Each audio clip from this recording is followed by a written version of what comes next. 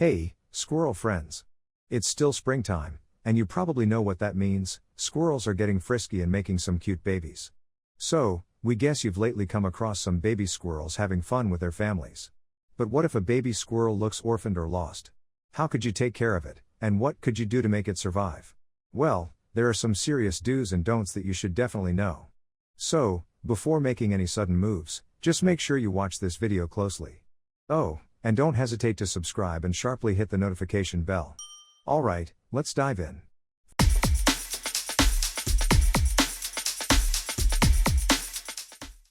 Found a baby squirrel? Don't ever do this.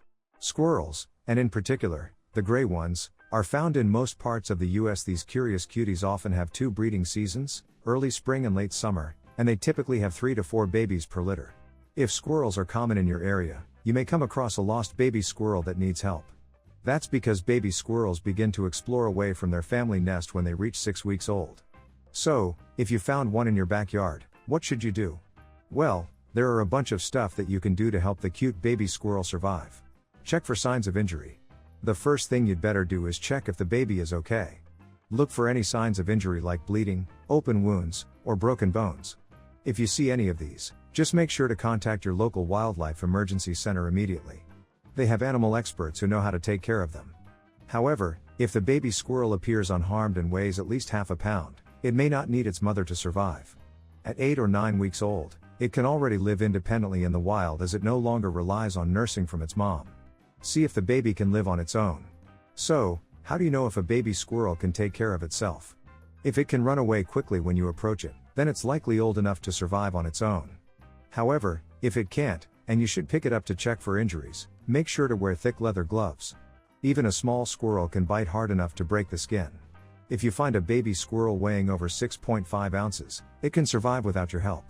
To check if it's mature enough to live on its own, look at its tail. If it's all fluffed out, then it doesn't need its mother anymore.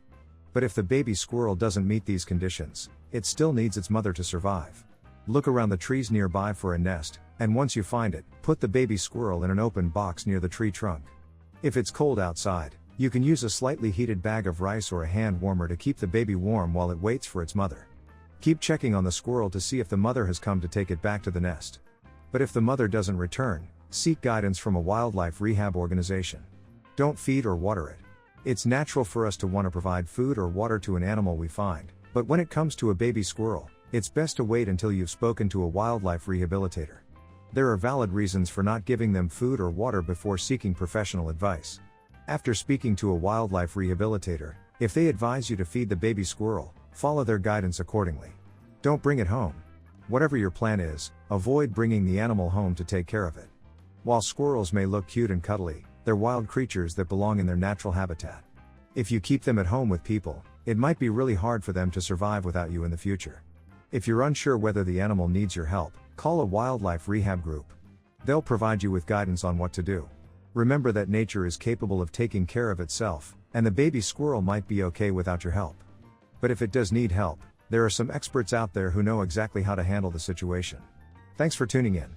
If you liked what you just learned, don't forget to hit that subscribe and notification button and give us a big fatty like. We appreciate your support, and it keeps us going. Now, let's hear it. Have you ever found a baby animal? What did you do to it? Leave your answers down below, and have a furry-tastic day.